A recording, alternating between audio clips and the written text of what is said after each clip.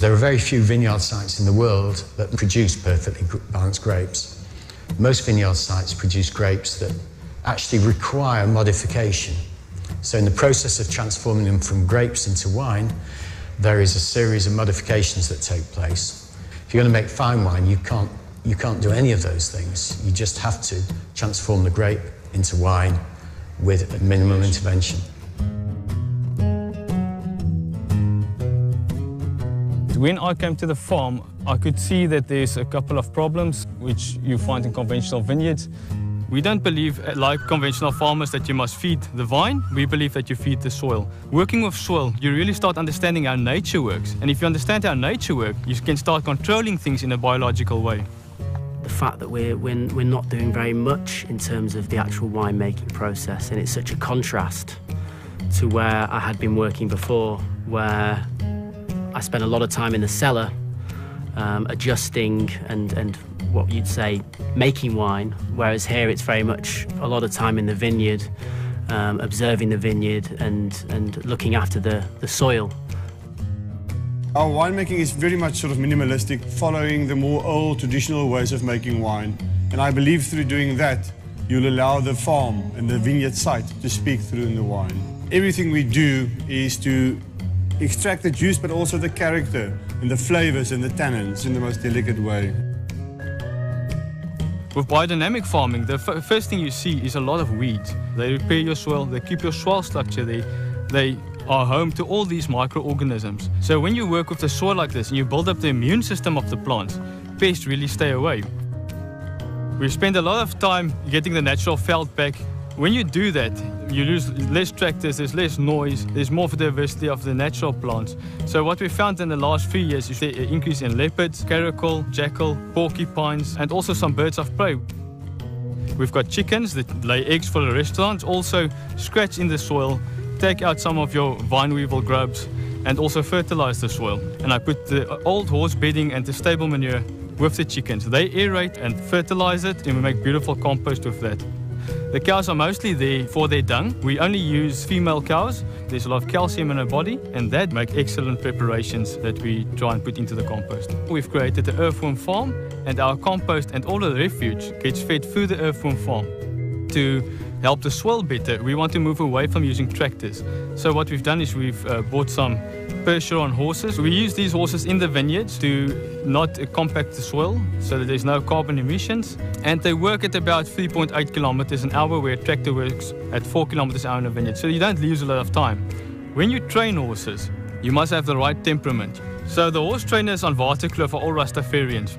And I found that Rastafarians living so close to nature are exactly the type of people you need for training horses.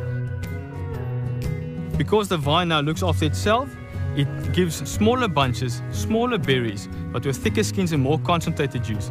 And it is exactly that juice that the winemakers prefer to make wine from, and they make good quality wine from that. Grapes that are grown in as natural a way as possible make better wine. The byproduct of doing that is we have a wonderful atmosphere with animals, and there's life back in the soil. These are all byproducts of our desire to make better wine.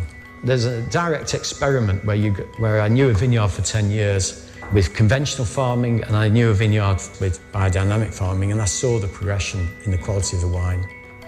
I don't understand scientific principles and things like that, but I do understand what I put in my mouth. All our white grapes are whole bunch pressed. We don't destem the skins from the stems. We chuck them into the press. We use gravity, so we don't have to pump the berries or the juice around. And from there, it will go into stainless steel tank. Because red grapes, there's two sides to it. The one is normally the Bordeaux cultivars. We do destem, so we remove the berries from the stems, but we don't crush the berries. The only difference maybe with our own varietals, we don't destem. We don't use any enzymes for settling. A bit of sulfur, because you have to protect the juice, and that's it. And from there, we'll put it into tank or barrel, and we leave it. We wait for the natural fermentation to start. We use a basket press. It's a very sort of old way, a traditional way of pressing red juice. It's a longer process, but it's a lot more delicate. It's about a minimalistic philosophy. And everything we do is to extract the juice, but also the character and the flavors and the tannins in the most delicate way possible. I want this to be a place where people take pleasure in visiting. both for the people who work here and the people who visit. We realised we were never going to get enough people here to fill this space for wine tasting and things like this. Coming from a restaurant family background, I'd always vowed I'd never go back into the restaurant business, you know. I changed my mind and we have a restaurant.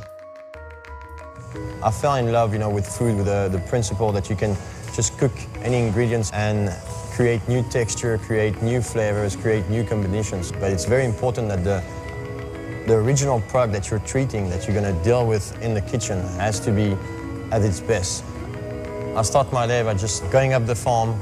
You see the vegetables, you pick up the eggs, and when I pick them up, they're still warm. You know, I have to remove literally the chicken to get the eggs, and we know where the product comes from, how it was grown, and when to pick it up. And when you arrive in the kitchen, you usually take everything out, and I know what I have, the product that I have like left, what's coming from other suppliers, and that's how I create, you know, the dishes. What I do is actually I choose the wine first, and then I will create the dish that goes with the wine. I don't try to make the dish and try to pair a wine with it. I go the other way, or work the other way around, because I can change the dish, but I can't change the wine. You'd be hard-pressed to find wines of a similar style anywhere else. They have a wine they're wines which have a real identity. We produce 3 ranges of wines. They have a different philosophy behind them. So what we wanted to do with Circumstance and make a range of wines that represent very specific sites in the vineyard and also specific grape varietals. It's about making wines that your circumstances allow you to make that really reflect a specific site. With Circle of Life, when we bought the farm, the soil was pretty much dead. There wasn't much of an ecosystem, and every year as we've been farming the way we've been farming, we've seen this ecosystem develop. And that to us was a sign that what we've been doing on the farm in the soil has actually worked its way through the ecosystem, and we now have a circle of life on the farm.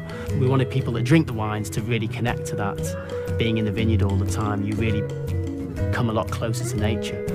Another single varietal wine, which is called Waterkloof. It's the only wine that is called Waterkloof. It's our flagship wine. We only make that wine when we believe that particular grape variety is making something that is truly unique. And that was our objective when my father bought the farm, to make wines with a defining sense of origin.